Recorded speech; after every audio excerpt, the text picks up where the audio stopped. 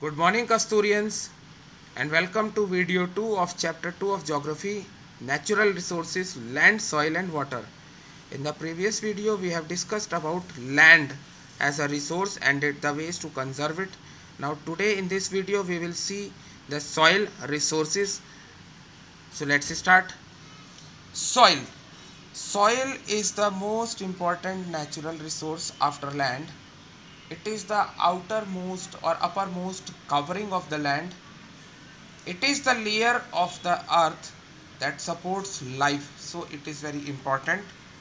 Also, it is a home for many animals.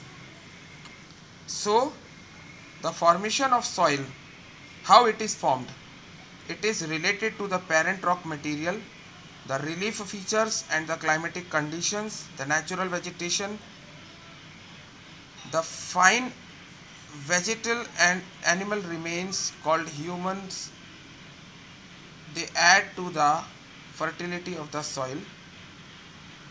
The importance of soil is lying in its fertility. The more fertile the soil is, the more multiple uses it can be put to.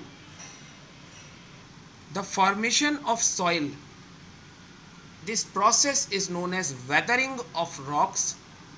Now weather includes the climatic conditions like temperature, humidity, rainfall, sunlight.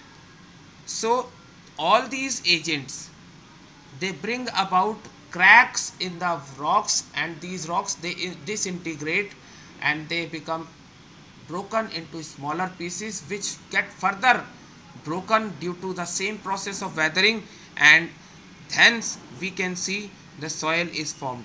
So it's a very slow process. Thousands of years are consumed for formation of soil, and depending upon the parent rock material, the thickness of soil varies from place to place, and that's why we are going to have different types of soils. So soil is formed under specific natural conditions, and that's why the quality varies, and the factors which are responsible for formation of soil include the parent rock material, that is the main rock or the underlying rock which contains minerals. They make up the bulk of the soil, and this parent rock, it influences the color of the soil, the texture of the soil, the chemical composition of the soil, as well as the permeability, that is the property of soil to allow the water and other nutrients to enter into it, that is the pores. Apart from parent rock material, the relief features, that is the height and the nature of slope, influence the rate of weathering and the drainage of water from the rocks also. Thus the flat areas, they have a thicker layer of soil as compared to the steep slopes. The climatic conditions, they are directly or indirectly associated with the soil formation, like the seasonal distribution of temperature and rainfall determines the type and effectiveness of weathering of rocks and humus formation. The plants and different microorganisms, they also help to convert the young soil into mature soil by adding their waste, that is called humus. The dead plants, they provide humus. Also the different forms of microorganisms like bacteria and other animals which are living in the deeper layers of soil, they add humus to the soil and make it fertile and make it mature. That is, it gives the humus, when added to soil, gives a brown color to the soil, and this is the indication that now the soil has become mature instead of being a younger one. Time is also an important factor.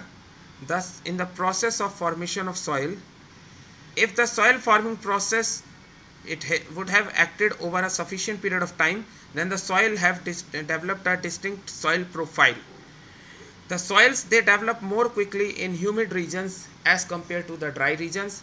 Now soil profile, The vertical section of soil from the upper surface to the lower to the parent rock that is lying in the bottom is called the soil profile.